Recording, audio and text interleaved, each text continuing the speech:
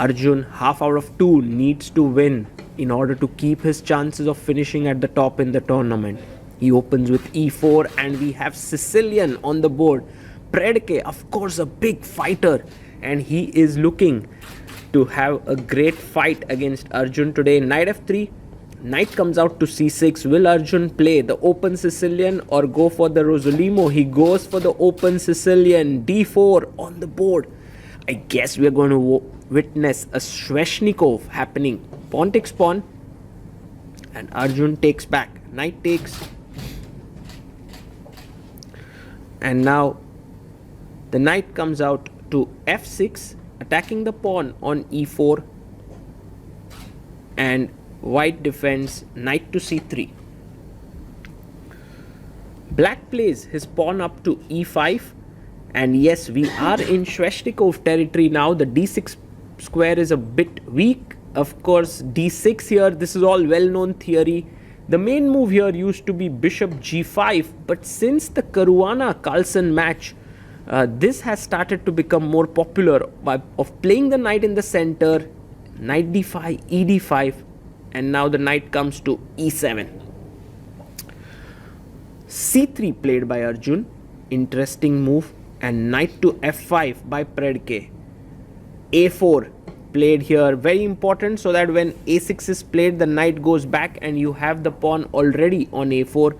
Bishop e7, and now the bishop is developed on d3. So you can clearly sense the dynamics of this game. White has a queenside majority here, while black has a kingside majority. He goes short castles, and Arjun will be looking to mobilize this majority, while Predke will be looking to play in the center. Knight h4, very interesting move, keeping the knight here, aiming to go f5, and f4 is played. a6, kicking the knight away, and now the knight goes back to a3. The knight will be very useful on the c4 square.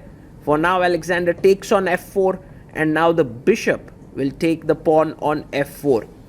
If somehow Predke manages to get this position with his pieces on e5, it will be pretty good.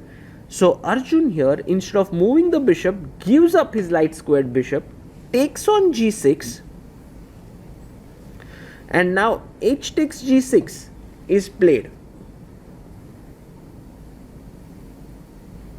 Knight to c4 and queen c7, attacking the knight on c4.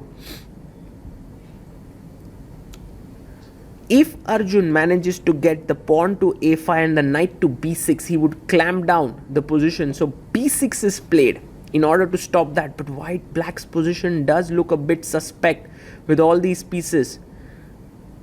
Bishop e3, nice move there by Arjun, hitting the b6 pawn. Rook b8 to protect it, and now the bishop moves to the center with bishop d4. Bishop g5, I really like this move by Alexander. He's played this on a good square, looking at this strong diagonal. Knight comes back to d2. Knight e4 could be an idea. Goes rook e8, stopping that, and I guess Arjun has to now figure out a way. He goes c4, but notice how his dark squares have been weakened a bit, and Predke plays this beautiful move, bishop e3. Why is this so good? Because now after bishop takes bishop, rook takes, you will see that the queen can actually move in here. The bishop can go to f5, the rook can go to e8. Black's position looks like really well coordinated. So rook e1 by Arjun. He says, let me get rid of the pesky rook, but queen c5 is a nice move. He's looking at this diagonal. King h1 played, just moving the king to the side of the board, and now bishop comes out to f5. What is Arjun going to play? He plays knight to f3. Now if Alexander doubles, Arjun will play queen d2. Rook d3 is the best move here, but bg4 is a mistake. That is a critical error here by Alexander, because now after queen takes e3, Arjun has a very strong move, and of course he finds it. Queen d4, forcing the trade of queens because the bishop is hanging, and after queen takes queen, Knight takes queen.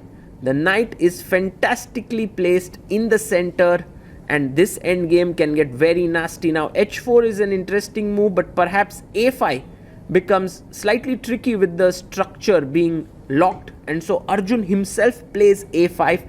Predke quickly pushes with the b5 pawn, and so he takes, and now bishop takes on b5. Now clearly you shouldn't take here, because then rook takes b5 and the rook is very active on this square. So king comes to g1. Ooh, you need to develop your king in the endgame. Bishop d3. Rook can come to b4. Bishop can go to e4. Attack this pawn. What is Arjun going to do? He goes rook a4. So if you go bishop e4, there's knight c6 at least. So that way, that stopped. Rook e8 played. Maybe not the most accurate move there.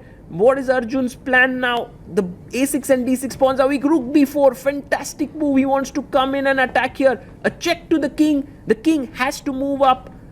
King f2.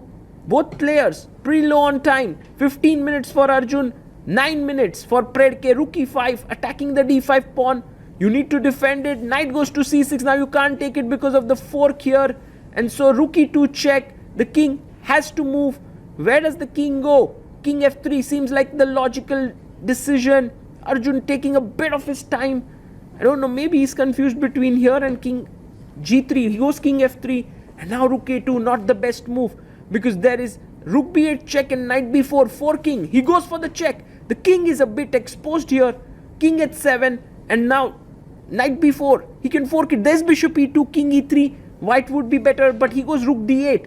Now bishop f1, important move to hit here. But he goes f5, which is maybe not the best. Takes on d6. Fantastic.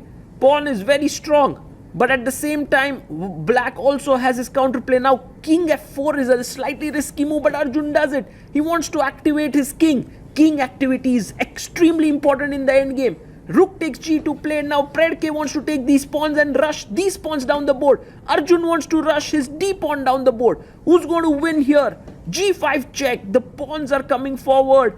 Arjun moves in with his king. Awesome chess. This is a fantastic game. Oh, this is too greedy. He had to go rook e2, but rook h2, because now knight d4. The knight shuts down the rook from coming behind, and also the e2 square. Rook a2 played. Don't push d6, Arjun, because your a5 pawn would fall and then there would be a check. Yes, b4 first. And you know, you want to give up your bishop for this pawn, but then white is winning. So Predke has to play along. He has to go g4. Arjun pushes his pawn forward. g3, g pawn versus d pawn. Which pawn is stronger? d7. Oh my goodness. g2 coming up next. Arjun is now going to... Can he stop the pawn? Rook h8 check. Fantastic move. Have to take it, and now you make a queen with a check. So Arjun has won the queen here. He has a queen for a rook, but is this position winning? Why is this so tough? The reason why it's so tough is because the bishop on e4 is well positioned, defending the pawn, and the rook can go to a1, threatening to make a queen. So queen g5 played, rook a1. Now Arjun has to be very careful. He goes knight e2, stopping it. But to make progress, not so easy. Maybe rook h1 is important, or rook d1 is important, because the king should not be allowed to go near.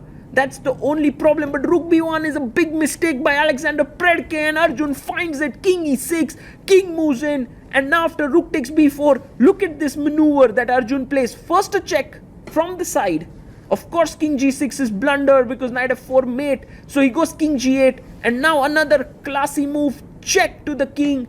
The reason for this check is to make way for the white king to enter here. King h7, and this is exactly what Arjun's going to do. King f7, fantastic chess. The king will find its home on f8, and it will be a powerful attacker here. Rook f7, and Arjun plays his king to f8, and with this, Predke's position is going to collapse. f4, he's moving his pawn up. Arjun gives a check to the king. King goes to g6. Now there are many ways to win here. Queen g4 followed by picking up this pawn with a check, but he takes with the knight. And now after king f5, he can just simply chop the pawn off on g2, because that is a smart decision. With knight g2, if bishop g2, there is queen f2 check, and you lose this, and then eventually the a6 pawn. So g5 is played. To attack the queen, the knight moves up with a check, and Alexander goes back to f6. Queen moves in with a check.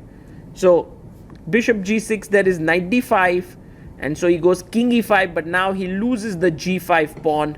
White is in the driver's seat. King d4. The queen comes back to f4. Rook b5 and king e7 played. King d3. Knight to g4 and bishop d5. White gives a check as well. Big tension here. How is Arjun going to win this game? He gives queen, knight, king, all working beautifully here, and Arjun making use of all his pieces. King also coming in. If you play king takes a5, that's going to end in a mate pretty soon. So he takes with the rook, but now Arjun finds this nice little check with the knight. King c4. And how are you going to finish this off? Yes, knight b2. King to b4, and in comes queen d2 check. Yes, that's over now. The king has to go to b5, and then king d5 is hanging.